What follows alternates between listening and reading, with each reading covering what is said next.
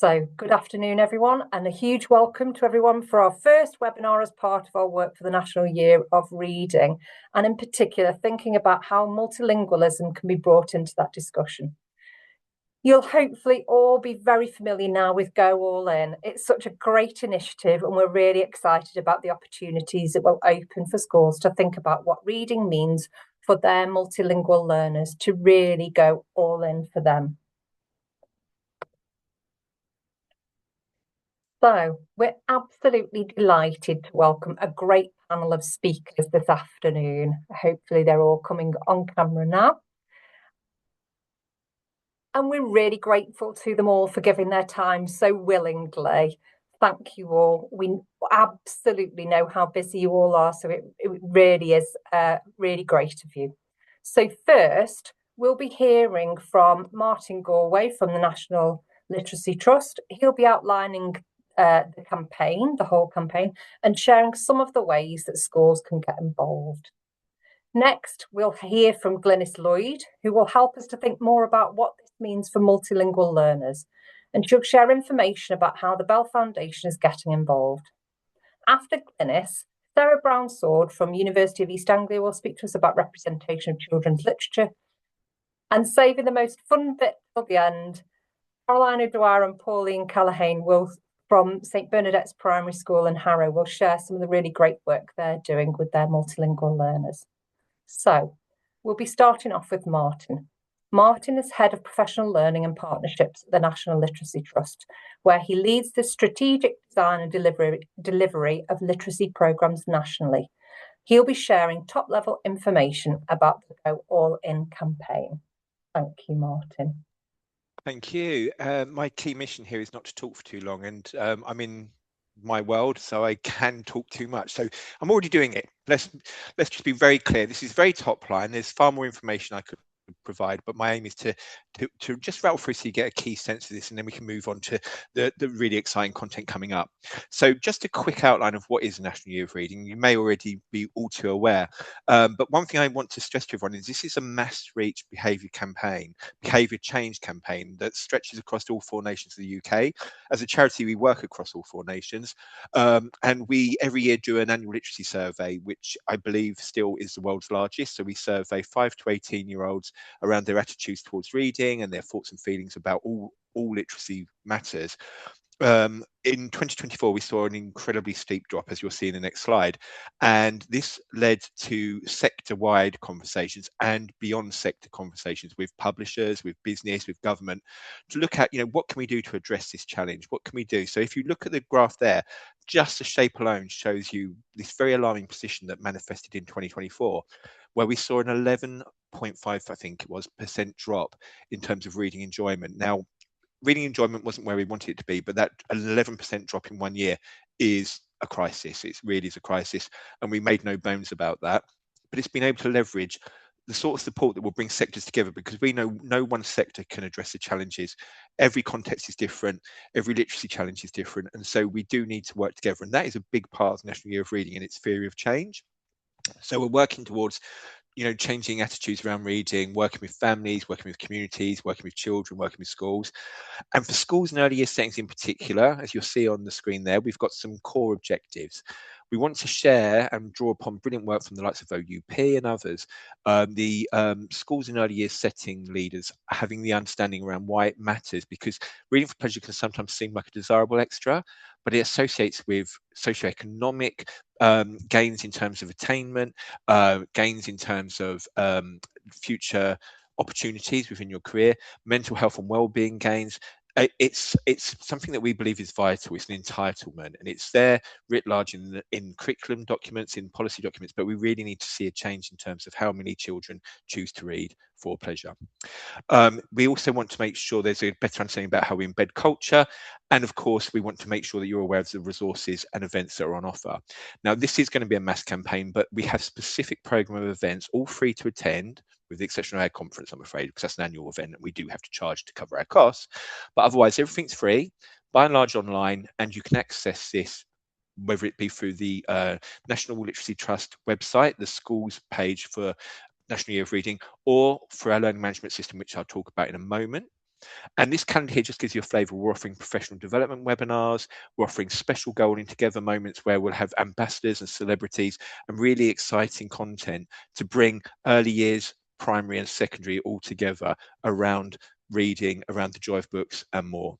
We'll have conferences, we'll have local events. So there's an awfully packed program. That's just a spring up there. We've been working very flat out to get this going. But just so you understand how the year has been designed, spring term is designed to be in the room. It's those children and young people or colleagues that you're closest to and that you will have direct influence over. In the summer term, we'll move to look across a setting. What's our shared language about reading and reading for pleasure, about books and authors and creatives? So that we can get shared language and we can think about strategy. How do we make change that is going to last in long term? Because this is not 1 year deal. We won't fix this in 1 year. It's about the longer term. And then in the autumn term, we move towards the community, reaching beyond the school, reaching beyond the earlier setting to utilize connections with libraries, with local professionals in the local authorities, people that are community leaders, so that we can really have that maximum collaborative impact together. Next slide, please. So just a summary there, Golden Together moments are kind of almost like our national assemblies, but we didn't call it that because it's a bit too politically loaded. The first two will be focused on first National Storytelling Week. You can sign up to that free of charge and it runs through early years right through to secondary. Great content planned. And then later in March, we'll be linking in, as you would expect us to, with World Book Day. And we're going to be having the Great Big Footy Book Quiz, which is something we've run before, always gets mass engagement, great fun, and brings that sense of enjoyment.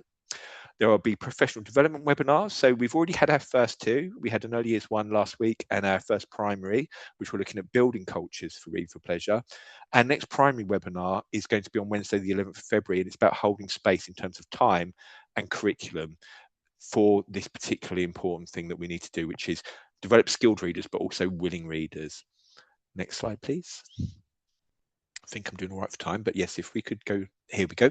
We'll also be having challenges and quizzes because one thing we want to do is celebrate volitional readers. They often go under the radar, and we run a national reading quiz, which in the past has been for 10 to 14-year-olds.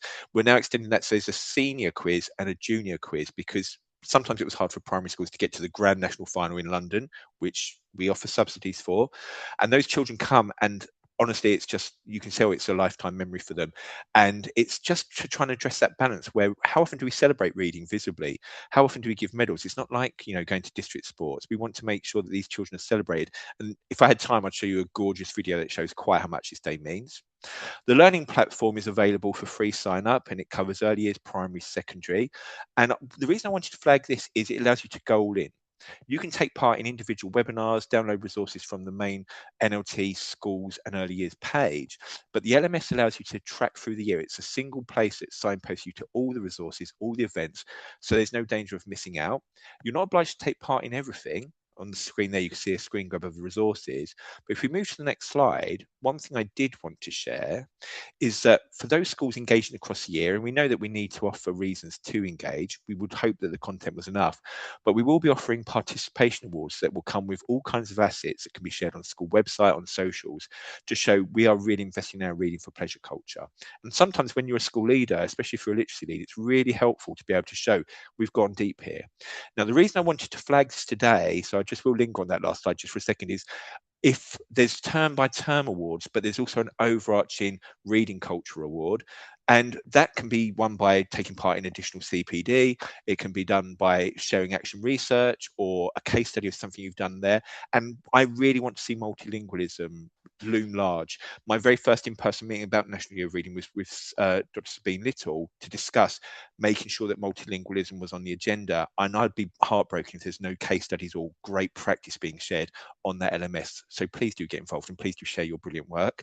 And then, yes, we can go on to the next, and I think possibly one of the last slides. There's also a free webinar that's really for teachers and leaders, and it's a discursive space where we talk about issues. It's been really well received in the past because it's not presentational. It will talk about policy issues, but it's having people get a chance to talk as a panel and then have conversations in the online chat. And people seem to really value that. It's more of a reflection than a straightforward didactic presentation.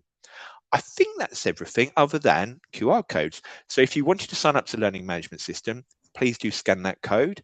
That will take you directly to the website. You sign up. You have to wait 24 hours to be loaded on because we're getting so much sign up that we're having to do it in batches. So do be patient. But if you didn't want to go all in, that other QR code will take you directly to the page where you can download individual toolkits, resources, and see where events are coming up. And there we go. I shush now and hand back over to Caroline. But thank you for letting me lay that out. Thank you. Thanks so much, Martin. Your timing was absolutely spot on. Really fabulous. Thank you. It's such an ambitious undertaking, and we will be sharing those links with everyone. And yeah, we'll definitely be sure to be keeping an eye out for other opportunities throughout the year. So much going on, really, really exciting. Thank you. And I'm sure many of you here will have attended the launch webinar in which Professor Teresa Kremin spoke so convincingly about why reading for pleasure matters so much and its association with fostering a broad knowledge of the world, enriching vocabulary, cognitive growth, psychological well-being, imagination, empathy, social mobility, and relational connections. And all of this is equally true for multilingual learners. So we're going to hear now from Glynis Lloyd. She's going to give us a brief insight into the significance of reading for multilingual learners and some of the work that the Bell Foundation will be doing around that. So Glynis joined the Bell Foundation in 2022 as a trainer, and her absolute passion is around children's literacy. She's worked in English language education as a teacher trainer, a textbook writer, and commissioning editor. She holds an MEd in Applied Language and Linguistics. She's undertaken research in literacy and teacher development projects in multilingual contexts in South Africa and Ghana. Glynis's work with the Bell Foundation has included helping to write the EAL and SEND guidance and the self-access course that followed it. She's currently taking a lead on the work for National Year of Reading and also our work on supporting late arriving learners at post-16. Over to you, Glynis. Thank you, Caroline, and welcome everybody. I'm briefly going to highlight 3 key messages for your literacy work to build reading practices for life among multilingual children. And our first message is that the most valuable resource that multilingual children bring to their literacy learning is their home language. And in this slide, we can see a teacher ambassador for children who speak Romanian at home, and she's reading a story to them in Romanian. And then on the left, a year 6 learner who chooses to read in her home language as well as in English, and who has shared just how valuable she finds those connections in her life. And we're very lucky to have 2 staff members from the school doing this wonderful work who can share more about their work with us later this afternoon. But I just want to pick up broadly on the benefits of this work, which is firstly that reading to children in their home language provides a sanctuary, and especially for those children who are new to the UK and have had little or no access to English. Second, it provides a foundation for literacy practices in children's heritage languages and in English, including for those very important and valuable conversations about books that build connections with text, that develop oracy skills like turn-taking, and also give children valuable time and space to formulate their thoughts and ideas about what they have read. Third, that multilingual learners can transfer the skills that they develop while reading in their heritage languages to their reading in English. And fourthly, that reading in heritage languages, especially for younger children, provides that vital homeschool connection that all children should experience in their literacy learning at school. So we really see that multilingual children have a right to use and to see their languages at school, and creating space in your classrooms for all the languages that your learners speak means that you recognize an important part of each multilingual child's identity that will help to forge a sense of belonging for them. The next key message is that multilingual children then need language support to access texts in English. And the Bell Foundation offers a wide range of resources to support learners especially those in the early stages of acquiring English. So this image here, the hen house, is from a set of flashcards, which is part of a suite of resources for supporting children to read the popular children's book, Rosie's Walk. In addition, on the website, we also have information about a range of strategies, like the flashcards shown here, but also strategies, for example, how to annotate texts to make them more accessible, how to design jigsaw activities in which groups of learners can engage with different aspects of a text to learn more in depth about it and then share what they found out, and vocabulary building strategies, just to name a few of what's available on the website. And then that takes me to our third key message, is that we know from research that multilingual learners are in fact more engaged with reading than their monolingual English peers. So this is actually a boost for teachers as they consider provision for reading for multilingual children. So it's important to really know each child well. What are their interests and hobbies? What modes, be that digital, printed text, comics, and so on, do they like reading in? And this information will help you curate your reading collections. And if you're a subject teacher, for example, in secondary, will help you to nudge learners in the direction of really beautiful nonfiction texts that they might find most inspiring to read. And also involving children in building collections of reading for your classrooms, for your school libraries. That will help to strengthen their reading identities and their investment in reading. And it's also really helpful to know each child's level of literacy in their heritage language, so that the reading you offer them is age appropriate, but also accessible.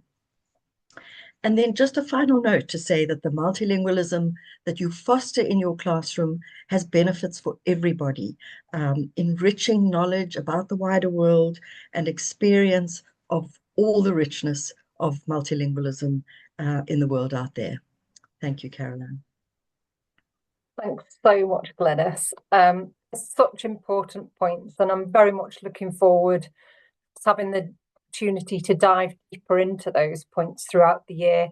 I know you've got an awful lot more to say on reading for multilingual learners. And your point around building agency for your learners, involving them in the decisions around reading choices, links really neatly to our next speaker, Sarah Brownsword, who's speaking to us on representation in children's literature. Sarah is one of the Bell Foundation's team of licensed practitioners, which we're absolutely delighted to have her as one of our licensed partners. And her main role actually is as an associate professor in education at UEA, where she's the primary PGCE course director and leads on English, EAL, and other languages. Her research interests are related to children's literature, and her recent doctoral thesis explored the representation of racially minoritized characters being used in UK primary schools. Sarah's also a member of the executive committee of the UK Literacy Association, and she runs a special interest group for those teaching English in initial teacher education. She's also a partner of the Open University's Reading for Pleasure initiative, led by Professor Teresa Kremen. And if that wasn't enough, Sarah also creates videos about language, grammar, and education on TikTok. The secondary English teacher in me is always thrilled at that piece of information. So over to you, Sarah. Thanks, Caroline. So I'm going to talk a little bit today about understanding representation in children's literature. I'm going to start by thinking about why representation is important and why it matters, particularly for our EAL pupils. So my work, my particular piece of research, draws upon existing research, some of which is represented on this slide, and I would highly recommend to you, if you're not already familiar with this research, go and have a look for it, because it's all really, really important. So the first one is the CLPE, so the Centre for Literacy and Primary Education's Reflecting Realities reports, which have been published annually since 2018, and which have been hugely influential in changing the kind of book books which are being published in the UK. And then secondly, in yellow at the bottom, you've got Penguin's Lit in Colour project, which I saw someone else mentioned in the chat just now. So that is focused more on representation in the secondary curriculum, particularly the secondary English curriculum. And then we've got the work of Darren Chetty and Karen Sands O'Connor, which was recently published in the book Beyond the Secret Garden, which is, again, highly recommended to you. And then the work of Rudine Sims Bishop, who's pictured here, whose analogy of books as windows, mirrors, and sliding glass doors you probably have already heard of. So this concept of mirrors and windows, which Rudine Sims Bishop came up with back in 1990, emphasizes that books should reflect a child's own culture, so mirrored books as mirrors, and then introduce them to other cultures, so books as windows. And then the idea of the sliding glass doors is that we can use books to move through from our own experiences to experiences other people's worlds. So my research focused on representation of race and ethnicity in children's books, but there was a lot of overlap with multilingualism too. And children's books shape how young readers understand themselves and others. So when representation is limited or stereotypes in children's books, the messages that children absorb can limit empathy, belonging, and critical thinking. And representation in children's literature is critical for EAL pupils because it directly influences identity formation, engagement, and language acquisition. So for EAL learners, seeing their heritage language and their cultural practices in stories helps to validate their identity and fosters a sense of belonging in the classroom. There's a lot of research that highlights that culturally relevant texts enhance motivation and literacy development, as pupils feel their backgrounds are respected. In addition to this, multilingual learners benefit from texts that integrate familiar cultural references. That helps to reduce cognitive load, which then supports comprehension. Representation also combats stereotypes and promotes empathy among peers, creating inclusive learning environments. So representation is not just important for the EAL pupils themselves, but for all pupils. So, for example, a Somali pupil encountering a story featuring Somali traditions may feel a sense of belonging in the classroom and therefore feel more empowered to share their personal experiences, strengthening their oral language skills. Exposure to diverse narratives helps all students to develop intercultural competence. So representation is not a superficial gesture, it's a pedagogical strategy that supports academic success and social and emotional well-being for all pupils. So this example that's on the slide now comes from chapter 1 of the book Reading Teachers. And I wrote this chapter with 2 practicing teachers a couple of years ago who were both working with a lot of EAL pupils and both happened to be reading the graphic novel that's pictured on the screen there, When Stars Are Scattered, in Key Stage 2. And these quotes are from children who was in one of the teachers' classes. So the first one was a child who had read this and said, I understand how much Fatuma is devoted to Allah and her religion is important to her. The stars show the gap between the boys and their mum. Omar might be folding his bed to find a space to pray. Miss, I can read that bit. It is Arabic. So this child was really excited that he could read the Arabic that appeared on some of the panels in this graphic novel. And then the second example was another child who was new to English, who was using an online translation tool to support his English.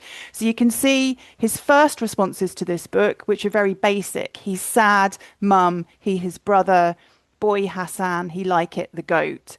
But then a month later, he was responding in a much more eloquent way because he was so motivated to see this, to read this book. So you can see how having a range of diverse texts in your classroom engages a lot of different children. Because Renas, in this example, was motivated to read the story, it helped support his development of English.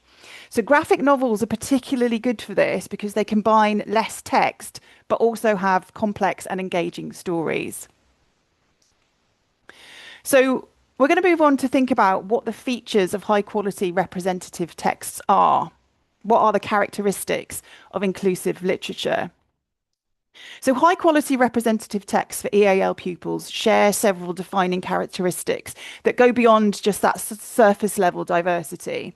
So first of all, authenticity is important. There are many writers and researchers that stress that culturally relevant pedagogy requires texts authored by individuals with lived experiences of the cultures represented, ensuring that narratives avoid tokenism. Authentic voices provide nuanced portrayals of traditions, family structures, and linguistic practices. Secondly, cultural specificity matters. Books should include meaningful details such as food, festivals, naming customs, which can help pupils connect personally and linguistically. Thirdly, we need to think about the language support features. So things like dual language editions or embedded heritage words and glossaries in books are really essential for scaffolding comprehension. Positive representation is another critical element. So stories that we use in our classrooms need to depict characters with agency and resilience that counter those deficit narratives that are often associated with migration. And then finally, visual richness supports comprehension for learners at varying proficiency levels. Illustrations provide contextual clues, enabling pupils to infer meaning and engage with text confidently. So collectively, these features ensure that literature serves as both a linguistic scaffold and a cultural affirmation tool. And then we need to think about, what do we do with these books when we've got them in our classrooms? So some practical approaches to kind of integrating representative books in our curriculums. So integrating representative literature into classroom practice requires some intentional strategies that promote both language development and cultural affirmation. Involving families in literacy activities is really important. So invite parents to contribute books in their home languages, or invite parents to come in and participate in storytelling sessions. Creating multilingual reading corners stocked with dual language texts signals that linguistic diversity is valued. Vocabulary development can also be supported through repeated readings, visual aids, particularly for those children who are in the early stages of English acquisition. And teachers can also use identity texts. So those are student creative narratives which incorporate their own home languages and their own cultural references. And those can be used to deepen engagement and practice literacy skills. Pairing books with creative tasks such as bilingual storybooks, cultural maps, and photo diaries strengthens that comprehension and self-expression. Additionally, wordless picture books, so things like Sean Tan's The Arrival, but there are lots of other really great wordless picture books too, which allow pupils of varying proficiency levels to interpret and narrate stories collaboratively. And then finally, it's important to revisit texts regularly to reinforce the language structures and the thematic understanding. And these strategies, if you use them consistently in your classrooms, can transform books from passive reading materials into active tools for inclusion, identity building, and academic success. So we're going to recommend a couple of books to you, but also think about where you might get books from. So books that include lots of different languages are really great to have in your classrooms. And there are a couple of examples here on screen.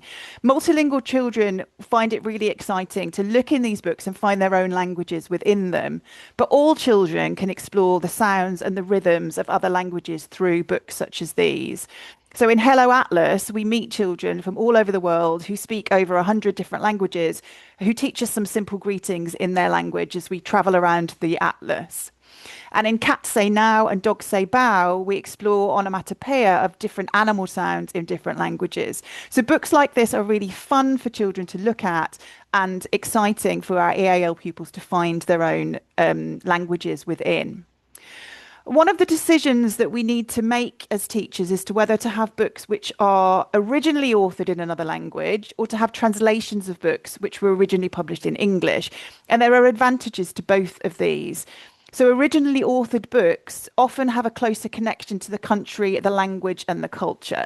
So, for example, a book written in Romanian with Romanian characters that's set in Romania will support Romanian children to have that connection to Romania. So including originally authored books can support connections with parents as well, who may also know the books and be able to read them with their children. But originally authored books give less opportunity for children to discuss them with their peers, because their peers are unlikely to be familiar with these particular stories and probably won't have read them themselves. So translated books are also important for you to have in your classrooms, because they develop biliteracy, giving children the opportunity to read the same book in both languages. And these can be then shared and discussed with peers, which highlights the value of languages to the whole class. So to think about your choices as teachers, my research found that when it came to choosing books, teachers commonly rely on familiarity, recommendations, and social media. And this linked with lots of other research that's come before me. And the teachers that I spoke to, very few of them felt confident in choosing books which had racially minoritized characters within them, often due to a fear of getting it wrong. And I think that this is likely to be the same for books in other languages too, as most teachers in the UK will not be able to read those books. And so there's a kind of a fear of choosing a book that you can't read yourself. Reliance on social media sometimes led to inappropriate book recommendations for the teachers that I spoke to, and there was very little evidence of criticality. The teachers that I spoke to in my research were all really well-meaning. They knew that representation was important, but they didn't really know how to engage with it. So that's something that's really important to think about. The other thing that you need to think about as teachers is, where do you get the books from? And there are lots of places where you can get multilingual books. So many bookshops that you can walk into will have multilingual books. You can buy them on Amazon as well. But there are some specialist places to get them. There are just 3 here on the screen that you might be familiar with already. So the first one is Multilingua, that has dual language books in over 70 different languages. And then on the left at the bottom, you've got Brown's Books that sells both dual language and foreign language books. And then World Stories on the right is a website that has online digital books. And that includes retellings of traditional tales and also new stories in the most spoken languages in the UK. So I hope that's been helpful. The next slide just has some references on it. Thank you very much. So much, Sarah. It was really, really fascinating, and such a good starting point for us this year. The importance of our choice of books that we use with our learners. Martin mentioned having spoken with Sabine Little, and I think much of her work as well really links neatly with what you're saying here. I was thinking in particular around her work on multilingual libraries. Yeah, definitely. Creating a space. Martin referenced time, where he was thinking about CPD for teachers, but I think creating a space, a physical space for reading, and a time for reading and multilingualism.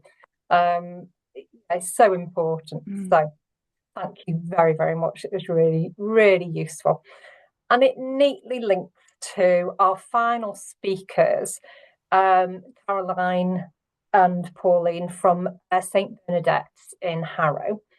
Caroline and they're going to be speaking to us about what reading looks like normally in their class, in their school. Caroline O'Dwyer is the inclusion lead, and Pauline Cahalan is deputy head at St. Bernadette's Primary School in Harrow. And yet again, we're very lucky that both of them are also licensed practitioners for the Bell Foundation, and we regularly draw on them. They're always very willing to share their wealth of experience and expertise. They share it in their own area, and they share it with us and beyond. So we're really delighted to have them here today. Thank you both. Thanks, Caroline, and thank you for that introduction. Just to give you a bit of context about our school, we are a primary school based in the London Borough of Harrow in London, and over 70% of our pupils have English as an additional language. I suppose when we think about multilingualism, we probably have over 30 different languages spoken, some dialects in between as well. So our curriculum is based on high quality texts, and it very much focuses on all our pupils seeing themselves through the text. Over the past 5 years, an increasing number of our pupils joining us in nursery or reception are new to English or in the very, very early stages of English acquisition. Having thought about the current research and other factors such as pupil voice, which is so important at any age, we've invested in multilingual books within the classroom and in our school library. I think you can see that on the slide where we're capturing that in our school library for a number of reasons. Firstly, like our reading spine, which is representative of community, we wanted pupils to see that language used within their home and community is valued. We wanted them to see that their heritage and their culture within the classroom environment, and so that they can feel included. So through reading, through our books, we wanted to have that very much inclusive environment so that you can get that relaxed learning, and more so that their children actually feel as though that they can learn and everything they do is valued. Secondly, we wanted to open up discussions amongst our pupils about similarities and differences between words, sentence structures, culturally, and so on through our texts. Thirdly, and I think which is such a priority for us, we wanted to increase parental engagement, particularly with reading, especially at the earliest point in children's school journey. We recognise that parents are the first educators, and with our community, we're getting that holistic approach to reading, but also developing all our pupils' inclusivity around, particularly through our texts. So in addition to having multilingual books within our school, we wanted to try and embed them in our curriculum offer as well. And we're still at the very early stages of that, but we thought we'd share some ideas of things that we've implemented so far. As Pauline's already mentioned, a significant proportion of our early years pupils come in at the very early stages, and a significant proportion are Romanian speaking. And we're really lucky to have Raluca, who's our Romanian ambassador, which I think you've seen in the previous slide. And we give her dedicated time each day to read to the children in Romanian, supported with objects, so all related to the book. And what we have found is that the children have just really, really enjoyed that experience. So it's like a dedicated timetabled slot each day that she goes and just reads to them in Romanian. As Pauline mentioned, we do need to do a lot of support with our parents and our carers. So we've actually invited them into nursery and reception to read to their children in their preferred language. And we have books available to support with this. And we've established a Year 6 Romanian book club where children come together and read and talk about books in their home language. And one of the final sort of action points that we are doing is planning a parental workshop so we can deliver the current research to parents on how best that they can support their children at home with reading, and the importance of sharing books in their home language within the home. Because what we've noticed is some of our parents are very reluctant to do that. They feel like maybe it will hinder their grasp of English. But because some of our parents don't have that are not English speaking yet, we want them to realise that reading and celebrating that home language is so important, and especially developing that love of books within the home.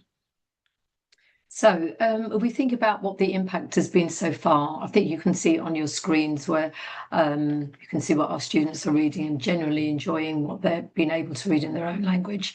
One of the main things we've noticed within our early years is how quickly the pupils settle into school and feel secure.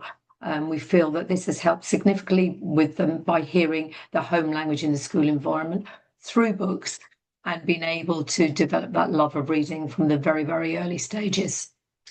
And what we also found is that the progress of pupils' English proficiency in speaking and listening has been remarkable.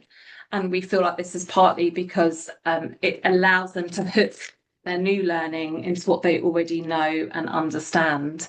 So the fear is sometimes, oh, if we use multilingual books, it might hinder their grasp of English, but actually we have found the complete opposite. It actually accelerates it. So our children feel that these activities at home are very, very enjoyable for them. And we see that transfer of development and learning, and certainly reading for pleasure, very much part of what they get used to, and then they can bring that into the school as well. As Karen said, our parental engagement is so high that we actually do get there. And then past teachers themselves have reported that pupils, especially the children as part of the book club, that they've reported that pupils have been actually more engaged with reading, particularly with reading for pleasure. And actually it has impacted on their reading and comprehension in general. But actually what has been the most impressive and perhaps the most important thing of giving those children in year 6 that time to read in their home language is that they were really thankful. So they were coming up and really showing gratitude that they could see themselves within the books at school, and that their language was being celebrated and recognised. So. Okay, thank you. Fabulous. Thank you both so much. And we're always delighted to share the great work that's going on at St Bernadette's. And as I said before, you're always making reading as meaningful as possible for multilingual learners. It's just a well-embedded part of the teaching and life at the school. It's not a bolt-on.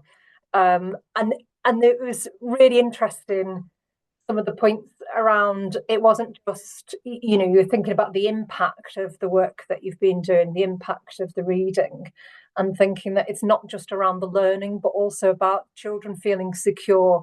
And I noticed that all the way through all of the presentations, there's been references not just to building literacy skills, but also around a sense of belonging, and well-being. So really great thinking about all of the sort of added extras to the work that we're doing around reading.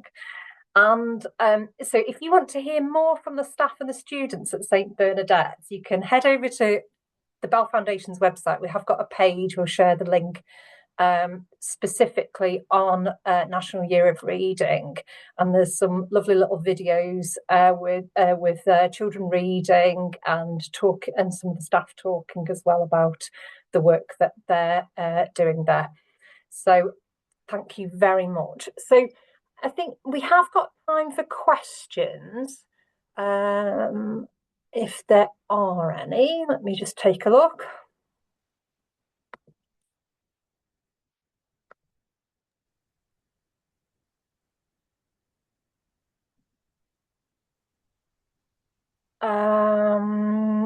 Okay, so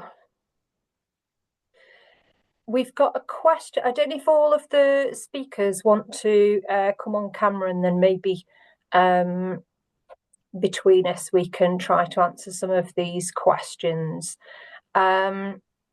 So there's a question around book series aimed specifically at older multilingual students, year 9 onwards, who are bands A to C and whose literacy is very low. It's difficult to find appropriate texts that are easy enough but don't look so childish. I don't know if anybody's got any recommendations. I realise, Pauline and Caroline, you're primary. I know there are graded readers. Sarah? Yeah, I was just going to say, not necessarily specific recommendations, but 2 things that I would recommend. The first one would be graphic novels, which I mentioned earlier, which are really good for, you can get graphic novels that are aimed at all kinds of ages. They're really engaging, but because there's less text in them than a normal novel, they're less intimidating and can be easier to read for EAL pupils. But also there are some publishers, someone else might know the name of them because I can't remember, that do what are known as high-low books that have the kind of high interest but low reading level, and they're aimed at often children who've got dyslexia, for example, but actually they are really good for EAL pupils as well. Yes, it's Barrington Stoke. I was Yes, just about that's to it. say the same Yeah. thing. It's high, yeah, the high-low books are really great. And the number of graphic novels available now is really incredible. So yeah, definitely worth looking into, including, you know, for some of the set texts at GCSE, there's graphic novels which can be really useful. Penguin readers, definitely. There's lots of different graded readers out there, so really worth investigating. We've got another question on how can we incorporate literacy in first language in secondary schools, and especially for speakers of languages that lack resources and representation. That's a big question. Glynis is nodding. Glynis, do you want to give any just quick ideas? And we can send out some links as well when we send the recording. It is a big question and a big challenge, and really, you know, but I think, you know, perhaps start with those learners. What are they reading? What books do they have? How can, you know, what can they bring from home to talk about at school, or to read, to do book reports on, or and so on. For perhaps, you know, I'm not sure about that language, but talking also to community language schools to see what texts they have available, what they could share, and what you could build into, as I say, a deeper reading that's happening in English. Yeah, just some ideas on that. Thanks, Glynis. The questions are coming flooding in now. We won't have time to answer all of these. I'm very sorry. Let's see. Yeah,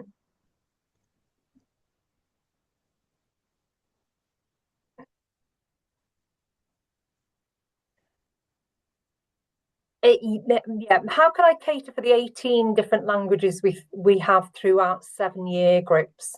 I'm worried at causing offence by only being able to afford, for example, Malayalam books instead of Arabic. The person wouldn't want the children to feel uncared for if they can only afford some books in some languages. It's a tricky situation, isn't it? That is, with limited budgets. Caroline and Pauline, I don't know if you've got any suggestions around that.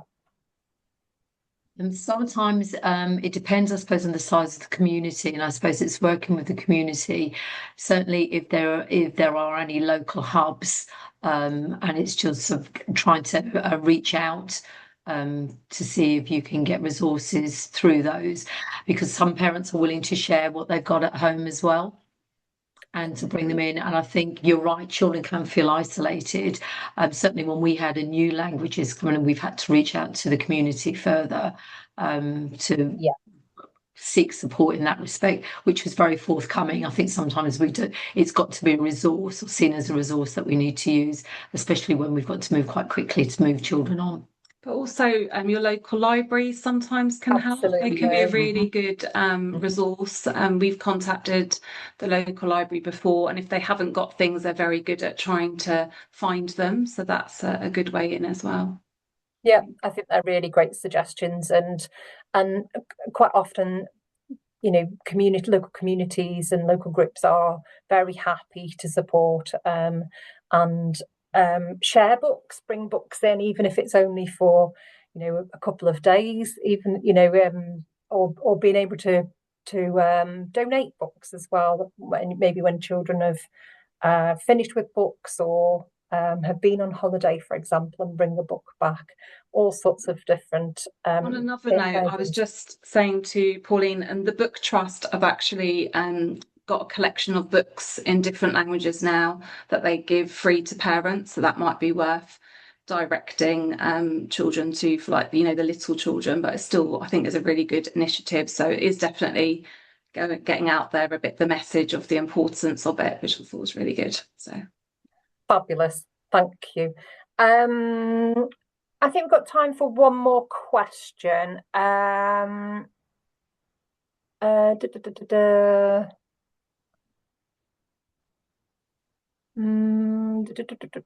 many. I think we've answered the funding one a little bit.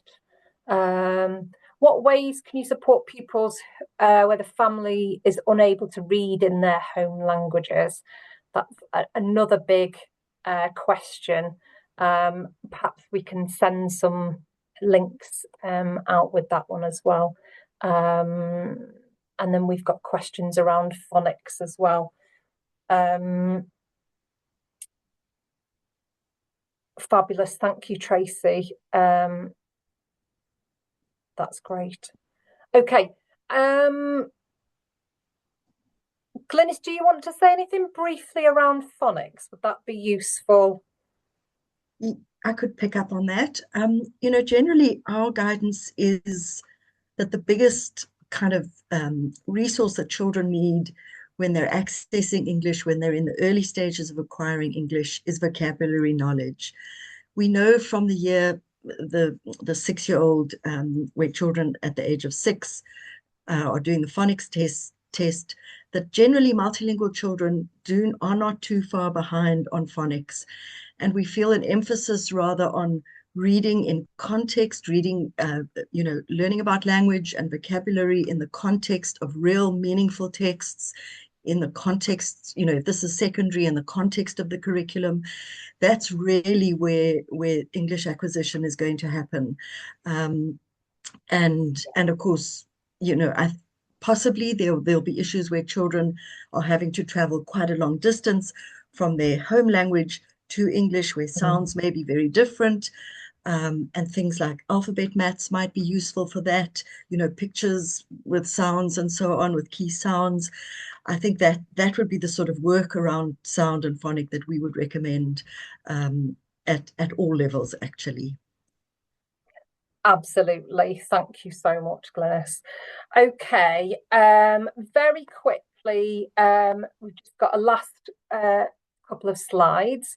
So a quick reminder then that the Bell Foundation webpage is housing lots of ideas to inspire schools around how they can make reading as meaningful and fun as possible for their multilingual learners, whether that's ideas around reading in their first languages or around developing reading skills in English. And we'll be updating the webpage regularly. So please sign up to the newsletter to hear all about further updates and about our programme of webinars. And we'd love to hear from you too. So if you have any ideas, if you've got fabulous work that's going on in your own school with multilingual learners, we'd really, really love to hear about it. So please do get in touch. You can use our info@ email address and share your success stories over the course of the whole year. We're really keen to showcase as much good practice as possible and really celebrate and normalise the value of reading with multilingual learners. We've also got, just there you can see on the other side of the screen, we have we produce teaching resources, and I've shown there a selection of them.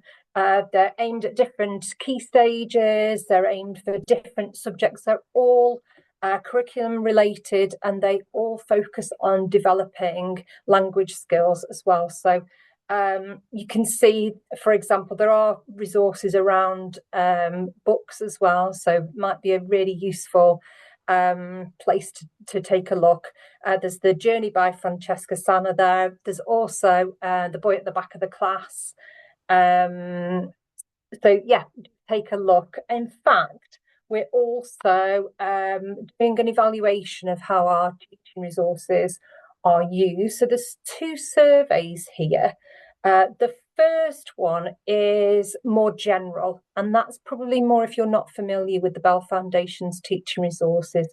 The second one is, if you are familiar with the teaching resources, we'd be really grateful to hear from you around how useful and relevant and accessible those resources are. and there will be a draw for a number of £20 book tokens for people who complete those surveys. We're really keen to pick up that piece of evaluation. And sadly, it's not all about the delights of reading. We know many schools are thinking ahead to Ofsted inspections under the new toolkit, which now includes EAL, and may well be part of the reason why we've had quite a few questions around phonics today, that there's a real worry about what to do with multilingual learners. So on the screen there, you can see a screenshot from our webpage with the QR code there where you can access it. So Mark Sims and the top video is an Ofsted inspector, and he's the former lead inspector for EAL. He shares his insights into the new toolkit and what that means for schools. And there's also other interviews, articles and resources to help guide your school with its preparations. So we really hope that that will be useful. And then linked to Ofsted and linked to our really fabulous licensed partners who've spoken here today, we're really seeing an increase in the number of schools inquiring about whole school evaluations of their EAL provision. And you may have seen on the website that we do have a free toolkit to support schools with that process. But we recognise that not all schools will have that expertise, particularly, or may want some support with that. So, as you may know, we've got a team of over 100 licensed practitioners, and that includes Sarah, Pauline and Caroline, who've spoken this evening. It also includes actually Mark Sims as well. And they're all licensed to run our training in their area, and the majority of them also run whole school evaluations. So if you take a look at the map on the regional training page on our website, you'll be able to find the closest providers to you. You can reach out to them directly. Or similarly, if you're interested in receiving training packs as an action following on from a whole school evaluation, the licensed partners can go into schools to run training for groups. And many of them actually run open access training as well, which you can see from our website. You'll be able to take a look at what's available. It's an old screenshot, but it gives you a flavour of what's already available. And so that just leaves me to say a massive thank you to our speakers again. We're really grateful to you all for joining us. And thank you to everybody for joining us in the webinar. Keep an eye out on the website and in the newsletter. There will be more webinars and there'll be more content on the webpage as well. Thank you very much. Enjoy your evening.